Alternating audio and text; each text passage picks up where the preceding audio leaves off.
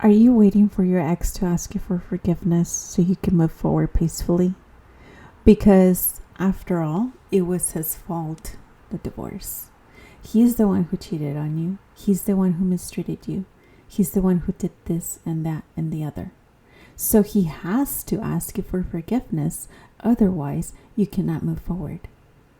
This is you talking, not out loud, but this is what your mind is telling you.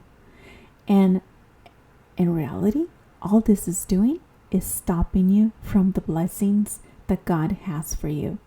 This anger that you have towards your ex because he did what he did to you and he hasn't had the nerve to ask you for forgiveness. Why would you want somebody to remind you of what they did to you if you are reminding yourself over and over what happened?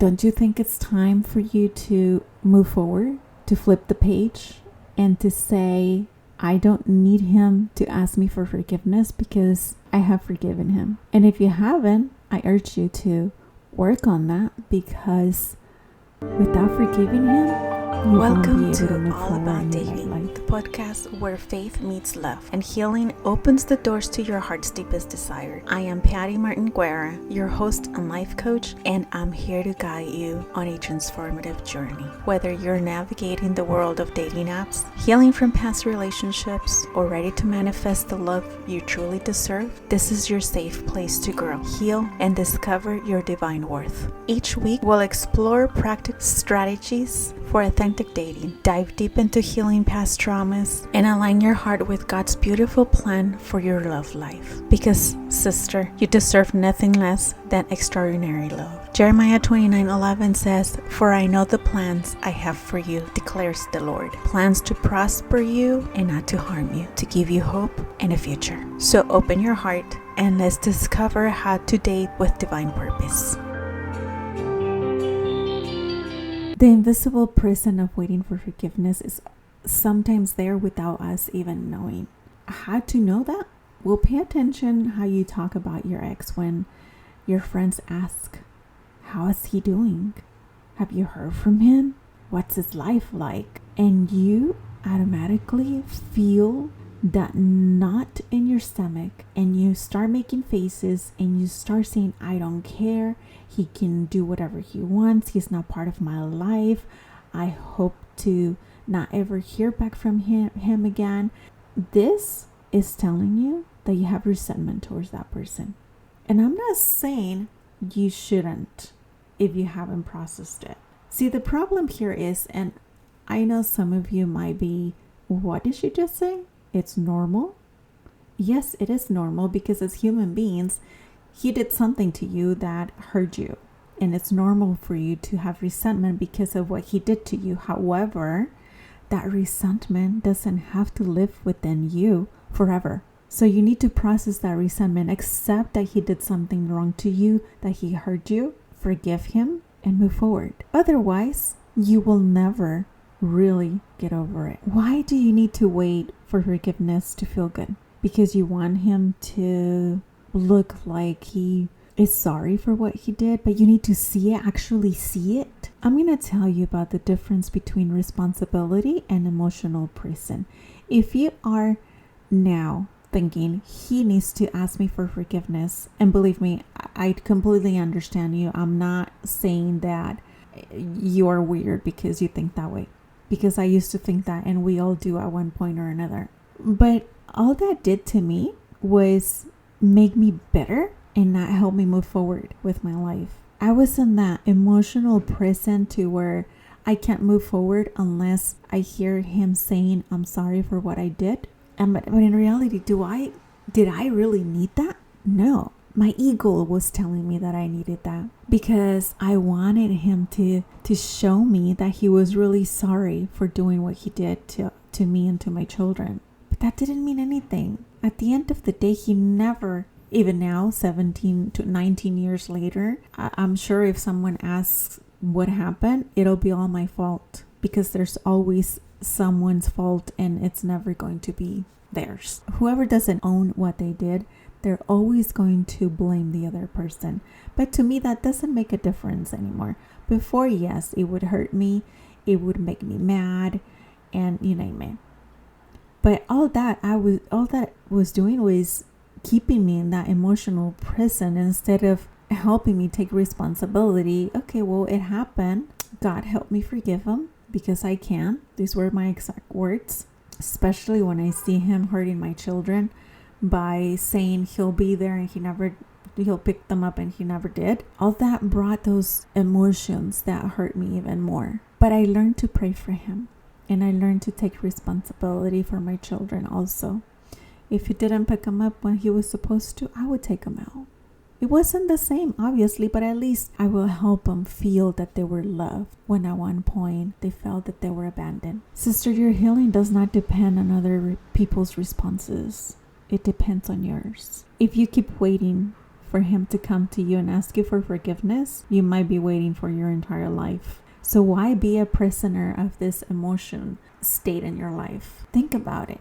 Is it really worth it? Because all this is doing is stopping you from moving forward, living the life that you are supposed to live. The first thing you need to do is forgive yourself. Yes, forgive yourself. Why? Because I'm going to tell you what I did when I got divorced. I started blaming myself. Maybe it's something I did. Maybe I should have done this. Maybe I should have done that. So I was blaming myself, even though I knew 100% that what that person did to me didn't really do it to me. He did it to himself because that's all he could give. So he gave me what he could give me. And by me thinking, what did I do wrong?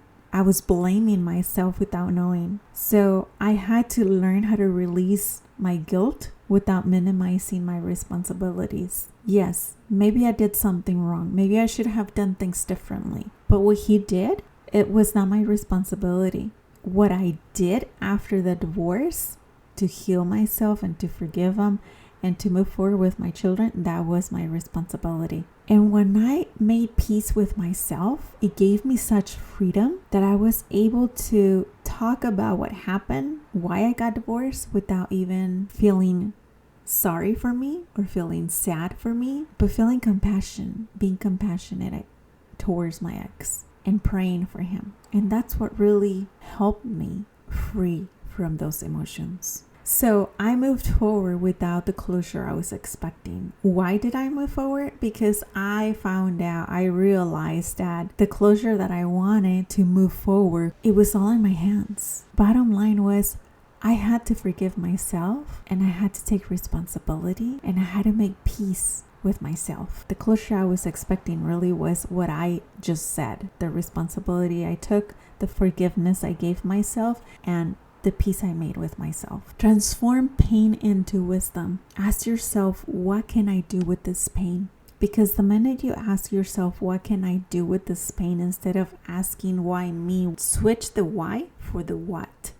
And that's going to change your perspective. That's going to tell your mind that you need to move forward, to look for something that you can do instead of just sitting there per se and feel sorry for yourself and be bitter about what happened to you. Sister, your growth does not need any witnesses. Your growth is within, and God is the only witness that you need, if any.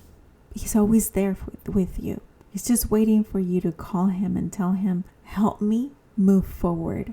Help me accept myself. Make peace with myself. Help me forgive myself. Help me get closure. So don't wait for him to get closure. You have it within.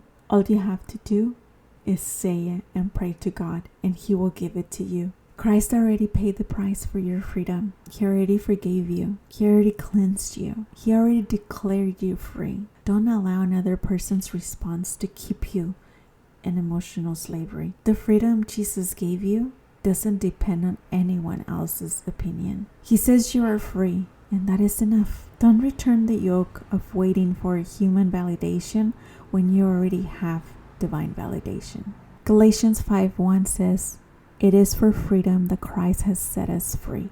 Stand firm then, and do not let yourselves be burdened again by a yoke of slavery." Sister, if this message touches your heart, if you are there thinking, I don't know how to forgive myself, I don't know how to make peace with myself, I don't know how to move forward, do not hesitate and go to the link on this show where you can contact me and have a one-on-one session where I can guide you and share with you the way I got out of the hole where I was and was able to move forward, to free myself, and to be the woman that I am now. I invite you now to pray with me. Father of mercy, I come before you with the heart of every woman who feels trapped when waiting for someone else's forgiveness.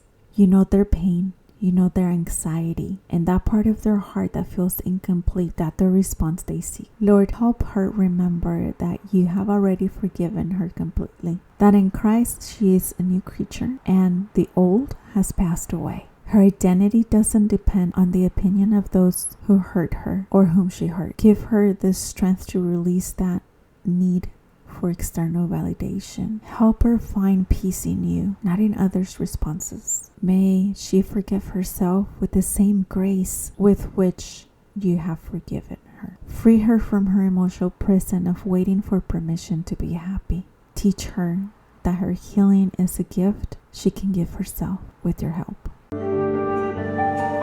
Thank you for joining me on today's episode of All About Dating. Remember, your healing is holy work, your standards are sacred, and your love story has already been written by God Almighty. Before you go, please take a moment to reflect on today's message. How is God calling you to show up differently in your dating life? What healing work is He inviting you to embrace? If today's episode touched your heart, please share it with your sister who needs to hear this message.